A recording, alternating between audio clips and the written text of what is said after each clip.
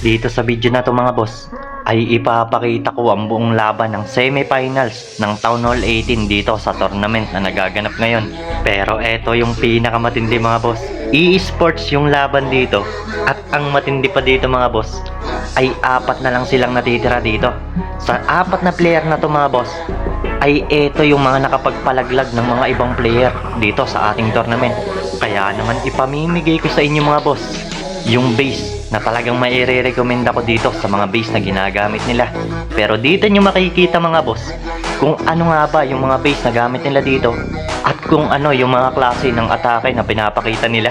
At ang mga natitirang kalahok na lang natin dito mga boss ay etong si Sky, etong si FH Limor, etong si Goat, at etong si Heart.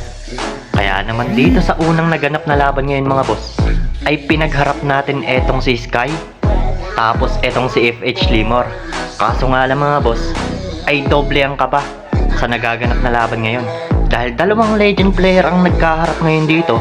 At ang matindi pa dito mga boss ay kung sino yung may pinakamataas na percentage at stars na nakuha nila dito ay matik. Siya ang makakapasok para sa finals. Pero tingnan nyo naman mga boss yung gamit dito ni Limor.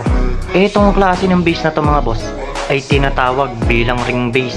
Ibig sabihin ng ring base mga boss ay ito yung klase ng mga design na talagang mapapaikot yung troops at heroes sa ganitong klase ng base. Dahil tingnan nyo naman dito mga boss kung gaano kalawak dito yung pwesto ng mga depensa. At eto pa mga boss halos lahat dito ng mga depensa ay nakapalibot sa buong base. Kaya naman talagang kusang naghiwa-hiwalay dito yung troops at heroes ni Boss Sky. Kasi kaya tinawag to na ring base mga boss. Eto yung town hall nasa may gilid. Tapos ang pinakang core dyan mga boss ay etong nasa may pinakang gitna. Etong monolith, dalawang inferno tower, at etong revenge tower. Kumbaga eto yung magdadala mga boss para hindi agad makapasok yung troops at heroes dito sa may pinakang gitna. Halos nasa 70% na rin yung natanggal dito ni Boss Sky. Kaya dito nyo rin makikita mga boss kung kakayanin ba ni Limor etong base ni Sky. Pero tingnan nyo naman dito mga boss yung base na gamit dito ni Sky. Etong ganitong klase ng base mga boss ay tinatawag bilang toxic base design. Kumbaga nakakalat dito yung mga depensa mga boss para talagang dito malito yung mga attacker. Pero tingnan nyo naman dito mga boss kung ano yung ginagawang atake dito ni FH Limor. Inuna niyang tanggalin dito etong mga bantay sa clan castle. Tapos natanggal niya pa dito yung super wizard. Pero napakahirap pasukin itong ganitong klase ng base mga boss dahil napakalawak ng espasyo ng wall sa may gitna. Pero tingnan nyo naman kung ano yung ginagawa niya. Talagang nakapokus siya na matanggal dito yung mga major defense. Kumbaga pinalabas niya muna yung bantay mga boss bago niya ilapag itong mga troops niya kasama nitong si Warden. Ano kaya yung binabalak nito mga boss?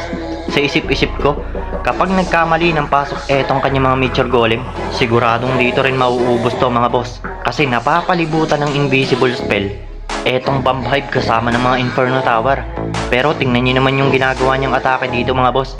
Bukod sa napakalinis ng ginagawa niya, pina-activate niya dito yung dalawang invisible spell sa gitna gamit yung giant arrow.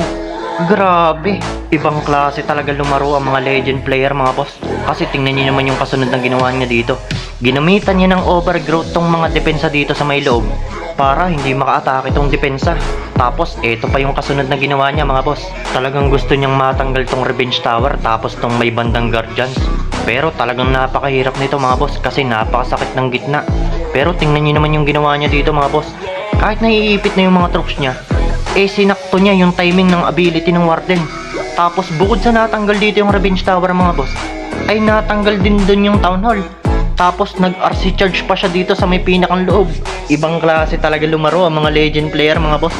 Kasi bukod sa planado talaga yung mga atake nila kahit naka e-sports mode mga boss, talagang bihasa na sila pagdating sa pag-atake. Halos kakaunti na lang dito yung natitirang depensa dito ni Boss Sky. Pero ang tanong mga boss, ay kakayanin ba ni FH Limor etong buong base ni Sky? Kasi halos dito na rin nauubos yung troops at heroes ni Boss Limor. Kaya naman talagang napakaswabe din ang base na gamit dito ni Sky. Kasi bukod sa dito na isa-isang naubos yung troops at heroes ni Boss Limor, grabe, may naiwan pa pala dito na multi-gear tapos etong super wizard. Kaya naman dito sa naging laban na to mga boss, ang nanalo sa semis natin ay etong si FH Limor. Kasi halos 70% lang yung nakuha ni Sky. Pero etong si FH Limor mga boss, ay halos mukhang mape-perfect niya pa to kasi halos kukunti na lang yung depensa na natira. Kaya naman taos puso din ako nagpapasalamat mga boss sa nag-sponsor dito sa tournament natin na si Madam Naiska Takata. Yan, big shoutout kay Madam at big shoutout nga din pala mga boss kay JS Chili Garlic. Kumbaga siya yung naging tulay mga boss para makasali itong mga player natin dito sa pa-tournament natin.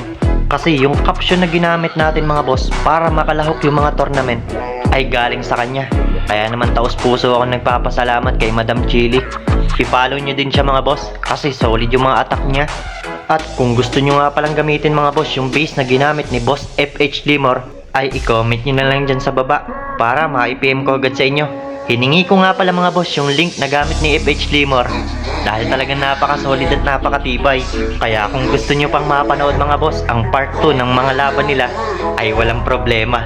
I-comment nyo na lang din dyan sa baba yung part 2 kung gusto nyo pang mapanood tong mga naganap sa laban ng tournament natin. Kaya maraming salamat sa panonood nyo guys. And to God be the glory.